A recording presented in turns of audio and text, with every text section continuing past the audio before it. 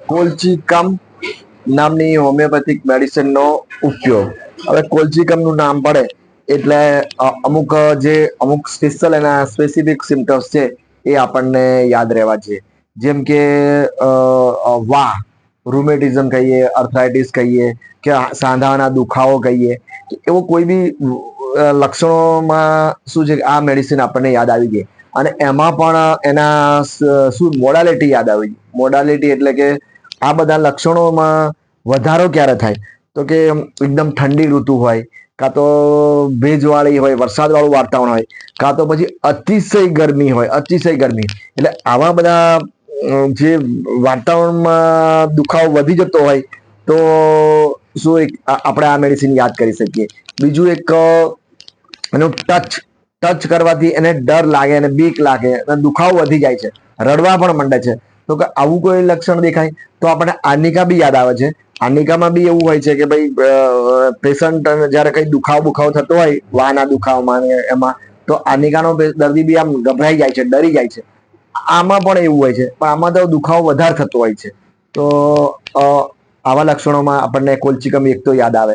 બીજું શું છે કે બીજું એક મેન સિમ્ટમ્સ છે કે એક કોઈ પણ તકલીફ હોય, એ વાહ હોય, દુખાવો હોય, પેટમાં દુખાવો હોય, ડાયરિયા હોય, ગેસ હોય, પણ એનું મેન લક્ષણ હોય છે શું કે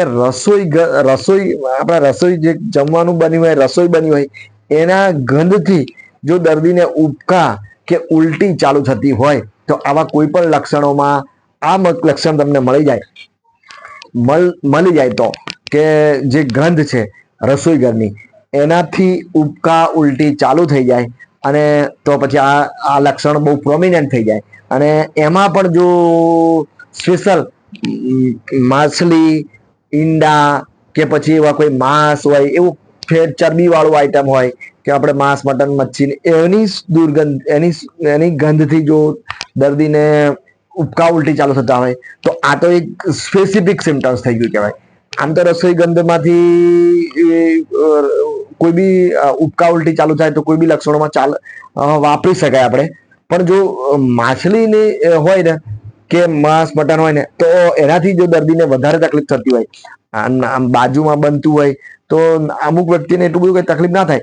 પણ જો આ દર્દી આ કોલચીકમનો જે પેશન્ટ કઈ રીતે ખબર પડે કે એને તો દૂરથી બી ગંધ આવતી હોય ને તો એને તકલીફ ચાલુ થઈ જાય, ઉબકા ચાલુ થઈ જાય, ઉલટી ચાલુ થઈ જાય, આમ માથું દુખવા માંડે, બેભાન પણ થવા માંડે. એ બધા આગળના સિમ્ટમ્સ છે. તો કહેવાનું છે કે જો રસોઈ ગંધથી તકલીફ થતી હોય અને એમાં પણ જો આ માછલી, ઈંડા ને માંસ, મટન એમાંથી જો વધારે તકલીફ થતી હોય તો પછી બીજા લક્ષણ આવું કોઈ એનું કેરેક્ટર મળી જાય.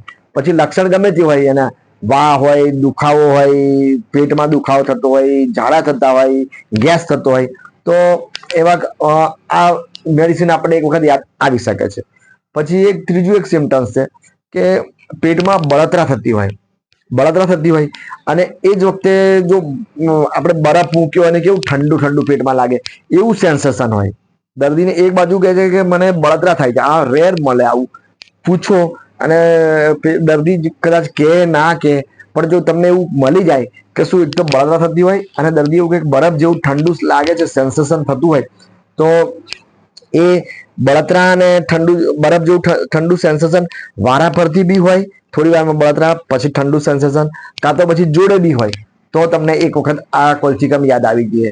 બીજું એક ડોક્ટર હેરિંગ્સન નું એક લેક્ચર હતું, એમાં એમને એક કીધું હતું કે ભાઈ જ્યારે ઘાસ ખાવાથી કોઈ બી પ્રાણીઓને, આપણા પાલતુ પ્રાણીઓને આફરો થઈ ગયો, પેટમાં ગેસ ફૂલી ગયા, પેટ ફૂલી જતું એવું લાગતું હોય, વધારે ઘાસ ખવાયું હોય, લીલું ઘાસ ખાવાથી, તો પણ આ મેડિસિન આપી શકાય છે. તો એવું જાનવરોને તો અપાઈ શકે છે, તો માણસોને પણ આ સિમ્ટમ્સ પર આપી શકાય છે. તો રિઝલ્ટ મળવાના ચાન્સીસ છે એમાં પણ. તો આફરાના કેસમાં પણ આ મેડિસિન આપી શકાય છે. બીજી એક ડિસેન્ટ્રીમાં પણ આ મેડિસિન એક વખત આપણને યાદ આવી ગયા. ડિસેન્ટ્રીમાં અમુક એના સ્પેશિયલ લક્ષણો છે, જેમ કે શું લોહી આવવું ને ફીણ વાળા ઝાડા થવા, અને એ તો કોમન સિમ્ટમ્સ છે. એ તો દરેક ડિસેન્ટ્રીના હોય. દુખાવો થવો એ બી કોમન સિમ્ટમ્સ છે, એ બી દરેક ડિસેન્ટ્રી વાળા કેસમાં હોય જ છે. પણ આમાં શું હોય છે કે એક ગેસ પેટમાં આફરો ગેસ થતો હોય તો, અથવા પછી રસોઈ ગંધથી જો રસોઈની કોઈ ગંધથી સાદી રસોઈ બનાવી તો બી ચાલી શકે છે. અને જો પેલે માછલી ઈંડા એના ગંધથી બી જો એને તકલીફ થતી હોય પેટમાં કે કાં તો કઈ બી તકલીફ થતી હોય તો પછી આ ડિસેન્ટ્રીના કોઈ કેસમાં એક વખત કાં તો લાંબી ચાલી હોય, કોલાઇટિસ થતું હોય કે ગમે તે હોય, પણ એમાં શું સફેદ ફીણ આવતું હોય, અંદર લોહી આવતું હોય અને દર્દીને એવું લાગે કે ભાઈ અંદર આંતરડામાંથી કોઈ નાના નાના કોઈ ભાગ તૂટીને પડતા હોય, આવું કોઈ એને દેખાય આવતું હોય, એને એવું લાગે કે ભાઈ એવું કંઈક થાય છે, નીકળે છે આંતરડામાંથી અમુક ભાગ તૂટીને બહાર આવે છે.